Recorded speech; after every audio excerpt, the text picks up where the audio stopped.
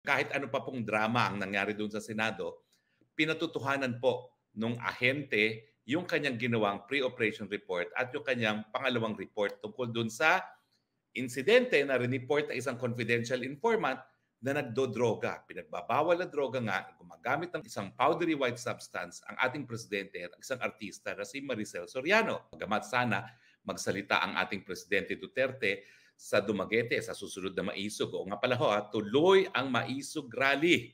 Kung napigil nila sa Bustos, tuloy po tayo sa Dumaguete, the city of gentle people. So dyan po gaganapin ang Maisog Rally sa 7 ng Mayo at magsisimula po tayo ng alas 6. Anyway, mukhang ito po talaga, itong Fidelix neto, ang dokumento na binanggit ni Presidente sa Davao na pinakita sa kanya ng PIDEA na ebidensya na gumagamit nga ng pinagbabawal na droga ang ating presidente. Now, ang naging deklarasyon ng committee chairman na si Senator Bato de la Rosa ay tama naman. Hindi AI itong dokumentong ito. At ito'y pinatutuhanan na, so ito'y totoong dokumento. That the documents exist. Number 2, na may in-interview na confidential informant ang ahente na nagsabi na meron siyang personal na pagkakaalam na gumagamit ng pinagbabawal na droga ang ating presidente at ni Maricel Soriano sa 43C sa Rockwell. So yan ang kanyang pinatutuhanan. At pangatlo, na naghanda sila para raidin yung premises na yan pero tinigilan na isang mataas na opisyales ng PIDEA. Siyempre, ang tanong sa ating mga isipan ngayon, kung gumamit siya noon, gumagamit pa kaya siya ngayon? Well, alam nyo, naiisip ko kasi yung mga sinabi rin. Minsan, yung dating congressman na Arnie Teves, na may binanggit siyang pangalan. At yung pangalan na binanggit niya, di umano, ay isang tao na nagpasok kay BBBM sa isang rehab facility sa southern Spain bago mag-eleksyon. So sana nga, kung makakabalik si Congressman Arnie Teves, mapatutuhanan din niya ito at kung mapipresenta nga yung testimonya ng taong yan para magpakita na from 2012 hanggang ngayon, at least bago mag-eleksyon, at ang eleksyon naman ay 2 years ago lang, 2020, gumamit pa rin ng droga ang presidente. At kapag yan ay napatunayan, may likelihood na hanggang ngayon, gumagamit pa rin ng droga. Alam nyo naman kung bakit tayo maaabala dyan, no? Ngayon po, ang desisyon ng presidente, kaladkarit tayo sa isang gera na kamamatay ng mga Pilipino. Nako, wag naman sanang gawin yung ganyang desisyon na wala siya sa tamang pag-iisip. Wag naman po. Kaya, kalampagin ng presidente. May karapatan kami, Mr. President, sang-ayon sa saligang batas, sa impormasyon na nakakaapekto sa aming pang-araw-araw na buhay. At yung iyong pag-iisip, kinakailangan linawin mo kung meron kang ikaw ay nasa sapat na pag-iisip sa paggagawa ng desisyon tungkol sa buhay o kamatayan ng mga Pilipino sa isang gera na hindi naman natin na mapapanalo. At siyempre, kung makakaladkad tayo sa gera ng isang taon wala sa tamang pag-iisip, paano na yung mga problema na pang-araw-araw? Gaya ng mataas sa presyo ng bilihin, kakulungan ng trabaho, mababang sweldo, paano naman yan mabibigyan ng lunas kung wala sa tamang pag-iisip? Lilinawin ko po hindi ko pa sinasabi na talagang kumpirmado na drug user ang presidente. Hindi pa po. Pero ngayon po, kinakailangan magsalita na siya. Totoo or hindi, at ang pinakamagandang pruweba na hindi ay hair follicle test. Tera na, Mr. President. Kung wala tayong tinatago, mag-hair follicle test na tayo. Pero alam nyo, nag-iepekto niyang patutuhanan na yan, abay, nagwagi ang Maharlika. Matapos siraan ng Malacanang na parang lukaret, na parang ano lang daw, bitter, maasim, dahil hindi nabigyan ng posisyon o humingi ng pera, ayan pala ang Maharlika, nagsabi ng katotohanan.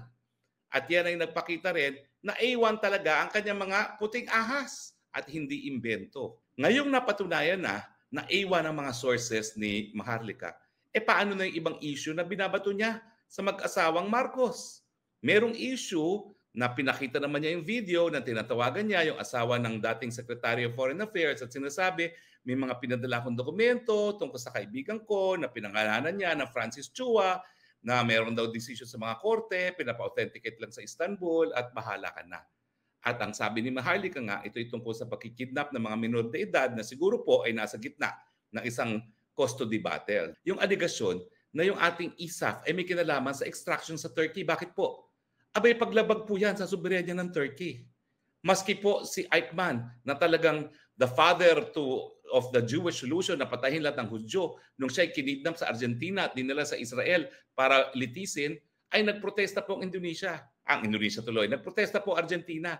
Kasi nga po, kapag ang pulis na dayuhan ginawa ang kanyang trabaho sa isang foreign na territory, linalabag mo yung soberenya ng bansang yon. Kasi ang soberenya, exclusive.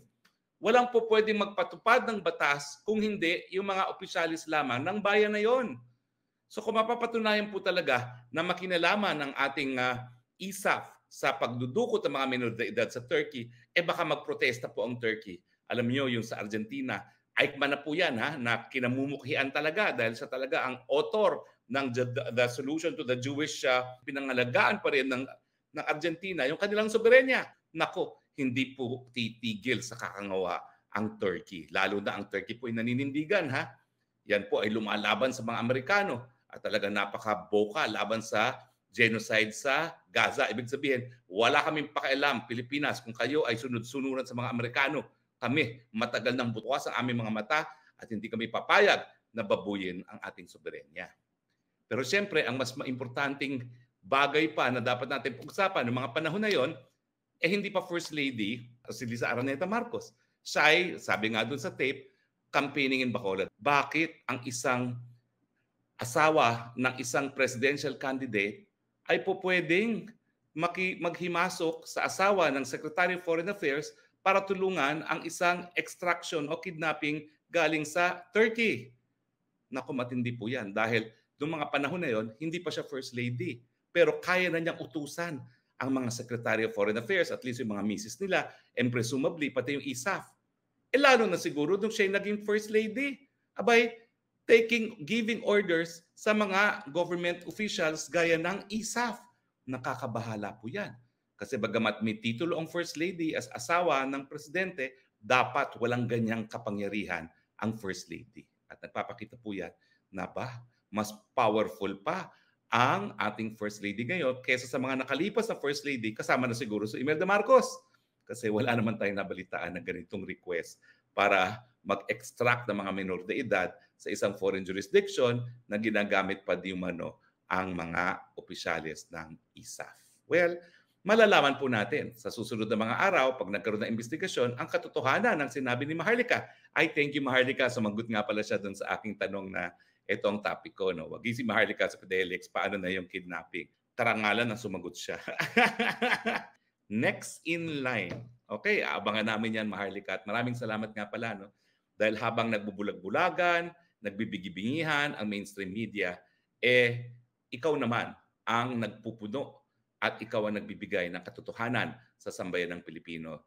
Maraming salamat, Maharlika. Tatanawin ng buong bayan na utang na loob yan sa iyo pagdating ng araw.